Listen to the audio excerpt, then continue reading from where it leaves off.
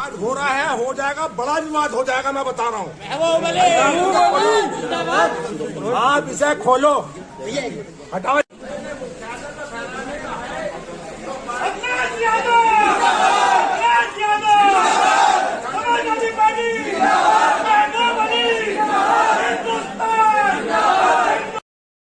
और प्रशासन और शासन की नीतियां जिस तरह से विस्तार में नहीं, लेकिन मैं इतना कहूंगा कि आज के दिन संभवतः हम नहीं चाहते हैं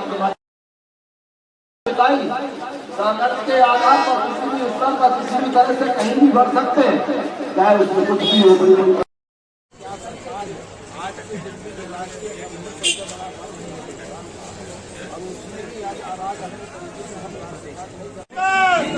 समाजवादी पार्टी, समाजवादी पार्टी, अखिलेश यादव, महबूब अली,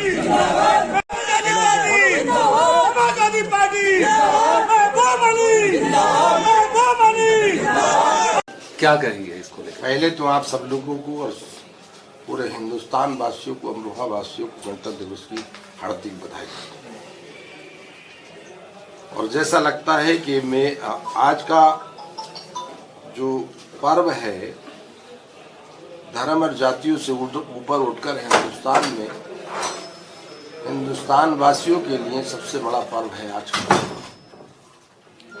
ऐसे दिन में भी कहीं पार्टी की नीतियों से ऊपर उठकर और उनके निर्देश के द्वारा बताए पर सब पर अमल के साथ साथ हर व्यक्ति की जिम्मेदारी बन जाती है कि शांति व्यवस्था कायम। किसी सरकार का काम नहीं, हर व्यक्ति की जिम्मेदारी होना चाहिए। लेकिन आज के दिन भी राष्ट्रगान पढ़ने का समाजवादी पार्टी की तरफ से, राष्ट्रीय अध्यक्ष जी की तरफ से निर्देश था कि तहसील स्कूल पर तहसीलों पर रैली निकालकर, ट्रैक्टर से रैली निकालकर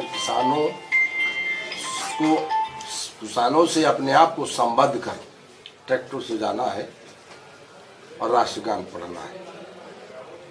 लेकिन आपने देखा है किस तरह से हो सकता है कि सारी, मेरे ख्याल से जो पर्व के रूप में आज का दिन है उसकी धज्जियां उड़ाई गई प्रशासन के द्वारा। ऐसा लगता है कि ये इस संविधान को वर्तमान सरकार मानती ही नहीं। जिस तरह का आज मेरे ख्याल से प्रशासन का इस्तेमाल कर मेरे अपने गेट पर बहुत धरने प्रदर्शन हमने किए, लेकिन आज तक गेट पर कभी भी रस्सी बांधने का प्रशासन के स्तर से कभी इतना प्रयास नहीं हुआ। आज के दिन ही कि मैं झंडा फहराने, राष्ट्रगान पढ़ने के लिए घर से ना निकलूं, तो इससे बड़ा दुर्भाग्य कोई दूसरा हो नहीं सकता। मैं कहूँगा हर व्यक्ति सरकार में बैठा है, संविधान में आस्था रखते हुए आज के दिन को कहीं ना कहीं काला दिवस के रूप ना दें। भविष्य में ध्यान रखें कि सरकार की जिम्मेदारी नहीं, हर व्यक्ति की जिम्मेदारी है कि इस पर्व को मनाने में सबका हक है और उसे खुले मन से हिंदुस्तान का, देश का अपने झंडा लेकर राष्ट्रगान पढ़ने का मौलिक अधिकार मिलना चाहिए, जो कि उसके पास है। लेकिन सरकार में रहते लोगों ने और उस प्रशासन तंत्र का इस्तेमाल कर उसकी भी धज्जियां उड़ाई गई, उस पर भी रोक लगाई गई। मैं आपको पुनः इस बात के साथ कि सभी प्रेस के माध्यम से अपने देशवासियों को गणतंत्र दिवस की हार्दिक बधाई। और हम कहीं उस नसीहत लेनी चाहिए कि इस तरह से कोई भी सरकार में बैठा हो, क्या कल हम क्या ना हो, ऐसा कृत्य नहीं होना चाहिए जैसे कि आज हुआ है। हम उसकी भर्त्सना करते हैं।